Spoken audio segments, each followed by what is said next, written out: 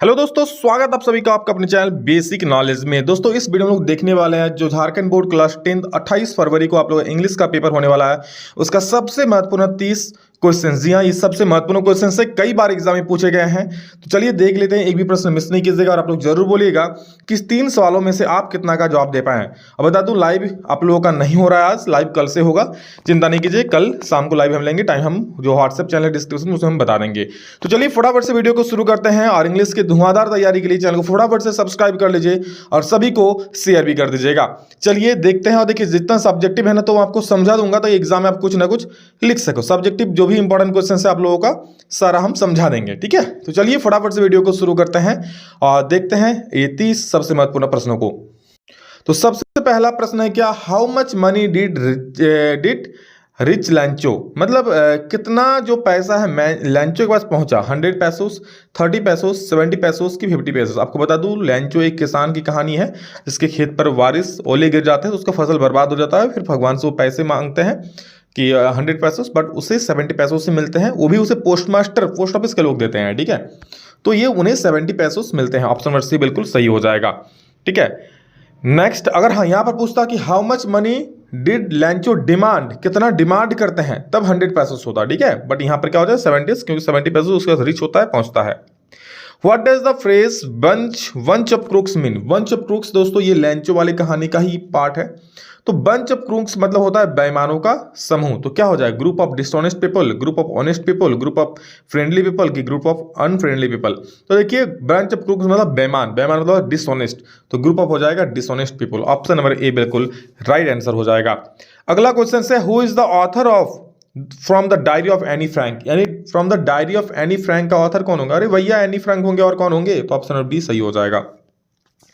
Next question है, who did Maddie think would win the contest. देखिए Maddie ये आप लोगों का है ना अमांडा वाला चैप्टर, सॉरी अमांडा वाला बोल रहे हैं, हाँ वांडा वाला, ठीक है।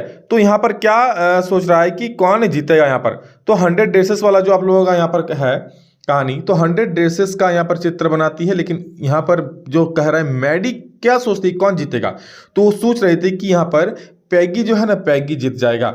कौन जीत जाएगी, पैगी, क्योंकि पैगी बहुत अच्छा चित्र बनाती थी, ठीक है, और स्कूल में भी अच्छी आती थी, अच्छा चित्रकार थी, मतलब कह सकते हैं। तो वो सोच रही जीतेगी, लेकिन वो नहीं जीती, 100 ड्रेसेस जीत गई यहाँ पर।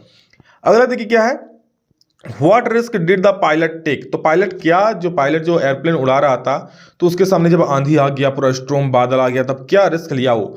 मिसिंग हिज ब्रेकफास्ट, उसने ब्रेकफास्ट को मिस कर दिया। अरे भाई ब्रेकफास्ट तो मिस करेगा, मतलब उससे क्या ही मतलब है, छोड़ो। फ्लाइंग बैक टू पेरिस, की पेरिस वापस आ गया, अरे नहीं। Flying the old Dakota straight into the storm, जो ओल्ड डकोटा वो जो चला रहा था, क्या बिल्कुल स्टॉर्म के अंदर सीधा घुसा दिया करके, तो बिल्कुल वो साहस का परिचय दिया और सीधा स्टॉर्म के अंदर, यानी जो उसका जो भयावह तूफान आ रहा था उसके अंदर घुसा दिया, ठीक है। तो ऑप्शन नंबर सी बिल्कुल सही हो जाएगा। नेक्स्ट क्वेश्चन है, what was the immediate reactions of the postman seeing the letter. तो जो पोस्टमैन ने जो लेटर देखा ना लैंचो वाला, तो उसका रिएक्शन क्या था, स्टार्टिंग में इमीडिएट रिएक्शन क्या था, रोया, loved whole heartily, felt sad की फेल्ट हैप्पी। तो क्या खुश थोड़ी हुआ, वो पढ़कर हंसा पहले, ठीक है, मतलब अचानक से हंसी है कि भाई भगवान को पत्र लिखा है, समझ रहे हो। तो पहले तो हंसा वो, फिर वो सीरियस होया कि भगवान पर इतना विश्वास, ठीक है। और इस वजह से उन्होंने क्या किया, अपने जो वहाँ के साथी थे उन लोगों के साथ मिलकर लैंचो का यहाँ पर मदद करने के बारे में सोचा, ठीक है। और सब लोगों ने पैसा मिलाकर 70 पैसों हुआ। तो 70 पैसों, देखिए कहानी भी सुन लीजिए, एग्जाम आएगा तो बता सकते हो, इसलिए थोड़ा बहुत सुन लीजिए, लिया कीजिए, का लाभ ही देगा। तो क्या ये 70 पैसों लैंचो को भेज देता है पोस्टमैन के द्वारा। बट लैंचो को जब ये पैसा मिलता है ना, तो लैंचो कहता है, अरे बेईमान लोग, इन लोगों ने मेरा 30 पैसों खा गया। हाँ भगवान, अगली बार मुझे पैसा भेजना ना, इन बेईमान लोगों के हाथों में मत भेजना, ये सब बेईमान लोगों का समूह है, बंच ऑफ क्रूक्स है, ठीक है। मुझे आप खुद आकर पैसे देना, ठीक है। तो इस प्रकार ये, ठीक है। अगला देखो, अब बोले सर एक तो मदद करते हैं, ऊपर से गाली। What are man's obligation in life. एक मैन का कितने दायित्व होता है अपने जीवन में। ऑब्लिगेशन टू हिज फैमिली, अपने दायित्व अपने फैमिली के प्रति, और ऑब्लिगेशन टू हिज पीपल, और अपने यहाँ के लोगों के प्रति। 2 दायित्व होता है, अपनी फैमिली के प्रति और अपने यहाँ के लोगों के प्रति, देश के लोगों के प्रति, यानी ए और B both is right, that is option number C is the right answer. Now moving to next question, what does Amanda consider herself. Amanda खुद को क्या सोच रही थी, क्या कंसिडर कर रही थी, काश में होती, तो काश में अनाथ होती, कह रही थी ना। तो कह रही थी I am N orphan, orphan मतलब होता अनाथ। तो अमांडा सोच रही थी ऑर्फन होती तो मैं नंगे पैर रोड पर घूमती, बालू से साथ खेलती, इस प्रकार से 8 का ये सही हो जाएगा। नेक्स्ट क्वेश्चन है, the baker of the bread seller of those days had a peculiar dress known as. देखो ये बेकर फ्रॉम गोवा का कहानी वाला एक कविता से लिया गया है। बोरा उस जमाने में जो बेकर होते थे गोवा के, लोग कैसा ड्रेस पहनते थे?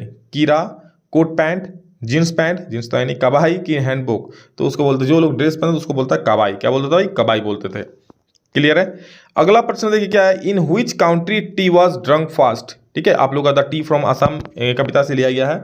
तो उसमें बातचीत में सब बताते हैं कि भाई जो पहली बार चाय पिया गया था कौन सा देश के लोग, तो कहा गया था चाइना, कि चाइना के लोग पहली बार चाय पिए थे। ठीक है, चलो अगला सवाल देखते हैं। मतलब इस प्रकार से कहा गया ना कि भाई चाइना का कोई एक था बुद्धिस्ट या कुछ था, ठीक है, वो क्या कर रहा था, ध्यान मतलब एक पानी गर्म कर रहा था पीने के लिए। ठीक है, पानी गर्म कर रहा था तो क्या हुआ, एक पत्ता आकर उसमें गिर जाता है। फिर जब वो पानी पीता है गर्म पानी तो बड़ा टेस्ट आता है। ठीक है, तो पता करता है तो भाई वो चाय की पत्ती था, तो वहीं से उसका आविष्कार हुआ है, ऐसा कहा जाता है। एक कहानी यहाँ पर इंडिया में को लेकर भी है कि भारत में एक बुद्धिस्ट था जो तपस्या कर रहा था, बट उसको बड़ा नींद आता था।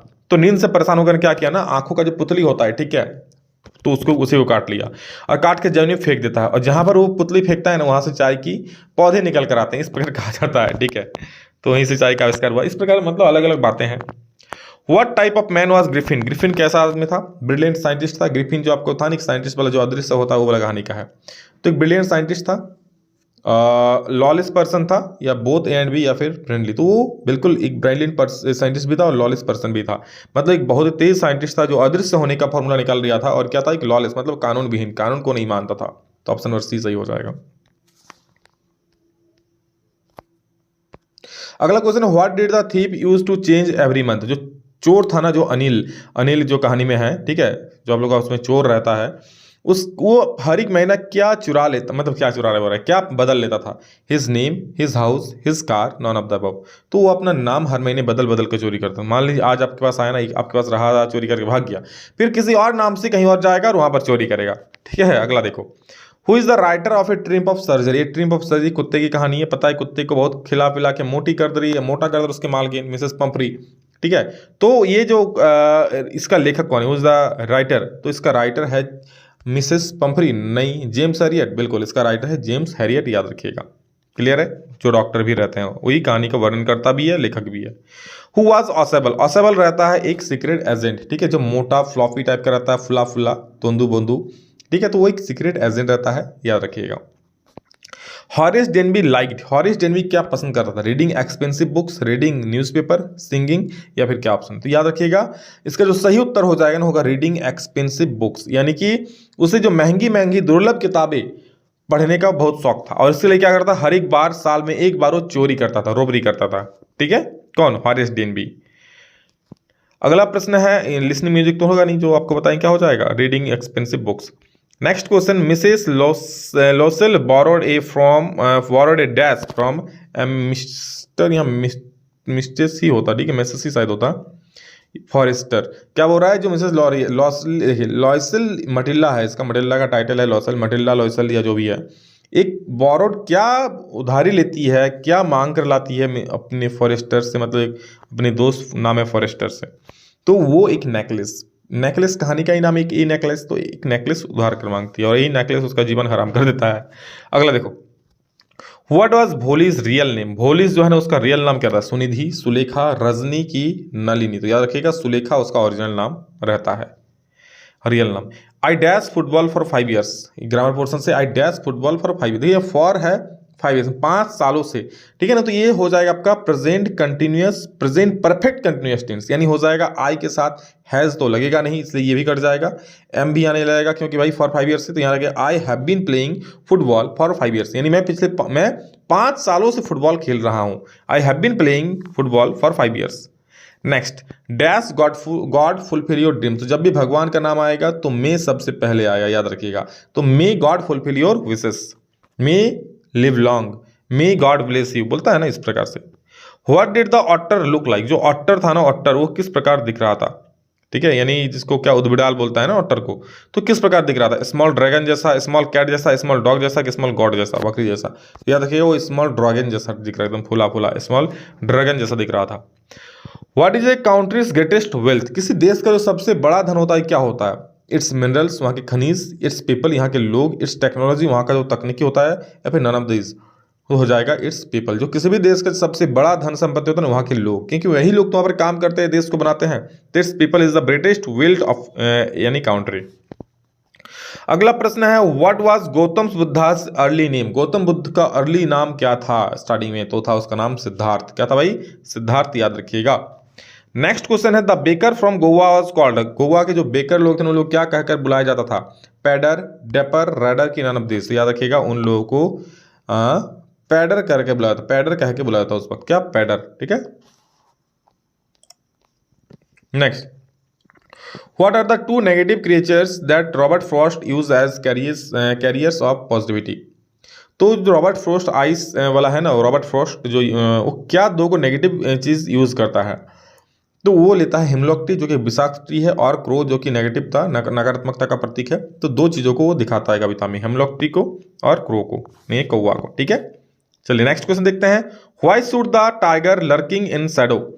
तो जो बाघ था ना वो क्यों वहाँ झाड़ी में छिपा हुआ था, इस प्रकार से घूम रहा था? तो आउट ऑफ फियर, या आउट ऑफ एंगर, या टू कैच द डियर, या बोथ बी एंड डी। तो हो जाएगा आपका बोथ ए एंड बी, नहीं, इसका जो टू कैच द डियर, वो वहाँ पर छुपा हुआ था ताकि जैसे ही भालू वहाँ पर जो डियर पानी पीने आता है, ठीक है, वो उसको तुरंत पकड़ ले। अगला है what was Horace allergic to, Horace Danby, ठीक है, वो किस चीज़ का उसे एलर्जी था? तो हॉरिस डेनबी को फूलों की खुशबू से एलर्जी था, इसलिए जब वो रॉबरी करने जाता है ना घर में, तो जब उसे फूल का महक मिलता है तो वो छींक मारता है, छींक छींक, ठीक है। तो उसे फूलों की महक से एलर्जिक था, और याद रखिए उसे हेट नामक बीमारी भी था। भाई कौन हॉरिस डेनबी? अरे वही हॉरिस डेनबी जिसे किताबें पढ़ने का शौक था, महंगी महंगी, ठीक है, साल में एक बार चोरी करता वही। What did the doctor in the story A trip of surgery advice? जो ट्रिप ऑफ सर्जरी के डॉक्टर हैं, जेम्स हैरियट कह सकते हैं, वो क्या एडवाइस करता है मिसेस पंफ्री को? तो वो मिसेस पंफ्री को एडवाइस करता है कि भाई कुत्ते को कम खाना खिलाओ, कट उसका, गिव हिम मोर एक्सरसाइज, उसे एक्सरसाइज करवाओ, keep him on a very strict diet, उसे एकदम स्ट्रिक्ट डाइट दो, कुछ भी मत खिला दो। तो ऑल ऑफ दिस इसका सही उत्तर हो जाएगा। अगला क्वेश्चन से 28 नंबर, who is Fowler in the story of the midnight visitor? Midnight visitor जो स्टोरी है, ठीक है, मिडनाइट विजिटर जिसमें आपका ऑसेबल का कहानी है, ठीक है, इसमें कौन जो है फॉलर रहता है? तो फॉलर एक क्या रहता है? एक राइटर रहता है। क्या रहता है? राइटर, जो सीक्रेट एजेंट ऑसेबल रहता है उसके बारे में जानकारी प्राप्त करने आता है, उसके बारे में जीवन लिखने आता है कि भाई सीक्रेट एजेंट है तो कोई स्मार्ट बहुत ही एकदम तगड़ा होगा, लेकिन जब आता है और देखता है ऑसेबल को तो दिखता है तो ये मोटा तोटा फ्लॉपी आदमी है, ये सीक्रेट एजेंट कैसे बन गया, ठीक है। तो ये चीज़ था। चलिए अगला प्रश्न देखते हैं। नेक्स्ट क्वेश्चन आपका है स्क्रीन के सामने, what type of man was Griffin? Griffin कैसा आदमी था? तो आपको बताएं, एक लॉलेस पर्सन था, ब्रिलियंट साइंटिस्ट था, यानी बोथ ए एंड बी सही हो जाएगा। क्लियर है। What did Ramlal demand as dowry? Sorry, यहाँ रामलाल डॉरी के लिए डिमांड नहीं किया था, यहाँ पर डिमांड किया था बिशंभर नाथ ना। तो बिशंभर नाथ कितना डॉरी मतलब होता है, याद रखिएगा, दहेज। क्या होता है? दहेज, जो कि लेना पाप है, ठीक है, मतलब खराब बात है ना। तो what did Ramlal demand as dowry? तो डॉरी के लिए कितना डिमांड किया था? याद रखिएगा, पैसा डिमांड किया था, रेफ्रिजरेटर, टेलीविजन की, all of the above.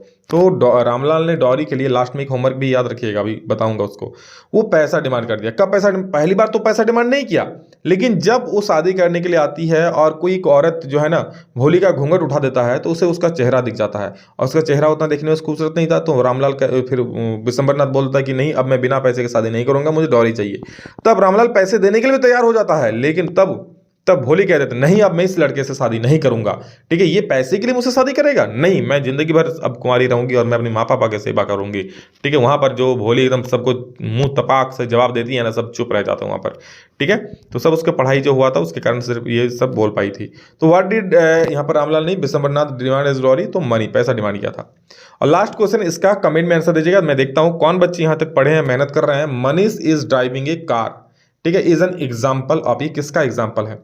Present continuous tense का, प्रेजेंट परफेक्ट कंटिन्यूअस का, पास्ट कंटिन्यूअस का, या फिर फ्यूचर कंटिन्यूअस का? जिसका जो सही उत्तर हो जाएगा ना, Manish is driving A car is an example of. देखिए इज ड्राइविंग है ना, आईएनजी लगेगा तो समझो, इंग लगेगा तो क्या हो जाएगा, वो कंटिन्यूअस हो जाएगा। तो कंटिन्यूअस क्या? प्रेजेंट की पास्ट, क्योंकि पास्ट भी है प्रेजेंट भी है, तो याद रखिए यहाँ इज है ना, तो इज मतलब प्रेजेंट होता है, तो प्रेजेंट अरे मैं तो इसका आंसर ही बोल दिया।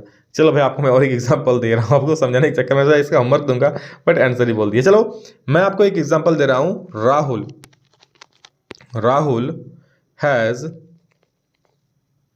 Broken the glass. क्या? BROKEN, broken the glass. इसको आप लोग बोलिएगा कौन सा टेंस है, कमेंट करके सभी लोग बोलिएगा, ठीक है। Rahul has broken the glass, comment करके सभी लोग बोलिएगा। मैं देखता हूं किसको किसको आता है, और सभी लोग इसका आंसर कमेंट कीजिएगा, ठीक है। और वीडियो अच्छा लगे तो लाइक कर दीजिएगा। नेक्स्ट वीडियो आप लोग अगर चाहते हो तो ज्यादा से ज्यादा लाइक कीजिए, शेयर कीजिए, और एक प्यारा सा कमेंट जरूर कर दीजिए। देखिए मैं वीडियो नहीं बनाया था, मुझे बहुत ज्यादा खराब लगा सोशल साइंस में, बट कुछ दिक्कतें मुझे भी थी, ठीक है, इस वजह से। तो चलिए पढ़िए अच्छे से, आगे बढ़िए। और अब आप लोग का इंपॉर्टेंट क्वेश्चन अपलोड होगा, फुल चैप्टर का पूरा किताब मैं प्रयास करूंगा आप लोगों को पढ़ाने का, और ग्रामर पोर्शन भी, ठीक है। जो एप्लीकेशन नहीं जुड़े हो, डिस्क्रिप्शन लिंक है, जुड़ सकते हो भाई, वहां आप लोगों को सारा चैप्टर वाइज क्वेश्चन मिल जाएगा। तो चलिए इस वीडियो में इतना ही, मिलेंगे दूसरा में जल्दी, तब चले जय हिंद, वंदे मातरम।